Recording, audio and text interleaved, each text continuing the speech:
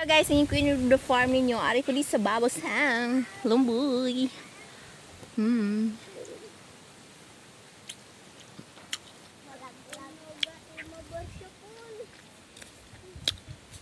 There's a lot of bunga sang duhat. Ayan. Yung may itim guys, yan yung luto. Yung green yan, yung hilaw pa talaga. Yung pa-violet pa lang is super hilaw. Ayan oh. Yan. Sa gilid. Ayan. So, dumali ako ng bag kasi ako nang ilaglag siya sa mga bata. Then, sobrang taas siya, guys. Ano siya, ma-damage. So, mas better na hindi siya nahuhulog. Ayan. Just like this one.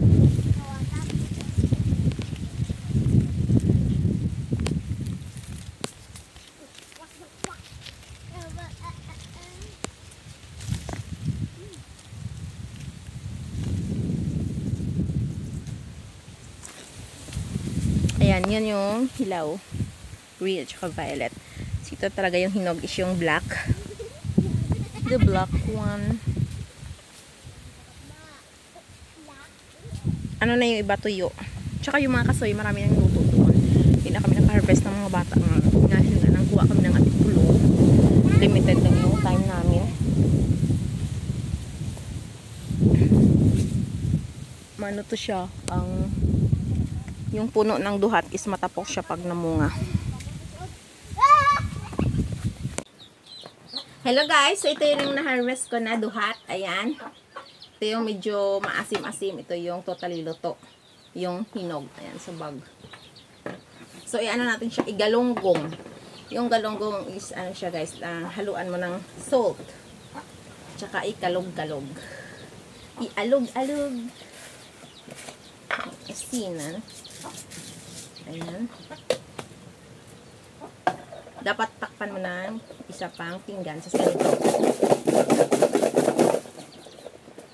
It's called galonggong.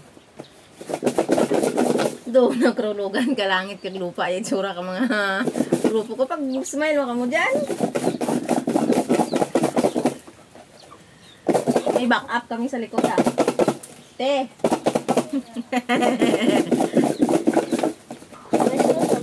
Ayan na. So, bali ganyan yung itsura ng ginalonggong siya, guys. Ayan.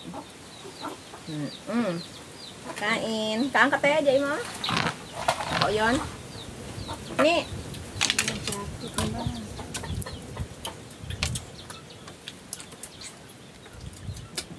Sarap. Ito yung nag-iisang puno ng duhat dyan. Matagal na to.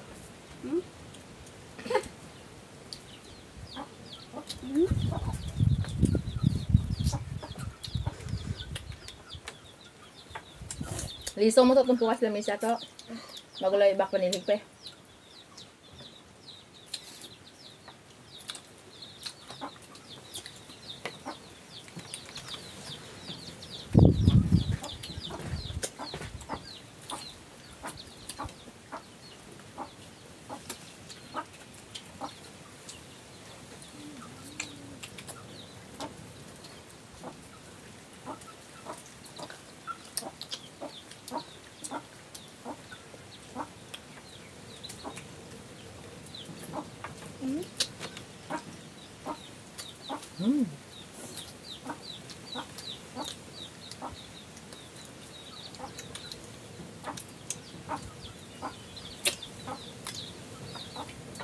Marami siyang bunga doon guys. Kaso ano pa.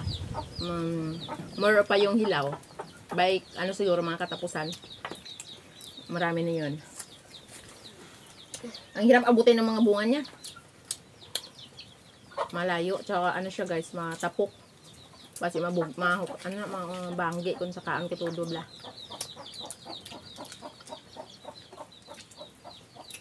Ay, dito na isang krobot.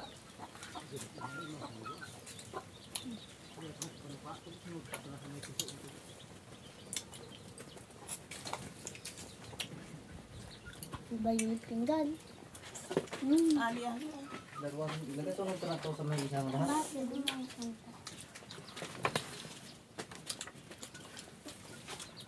Yung pinangon ko ito din, no? Ano? Binangon.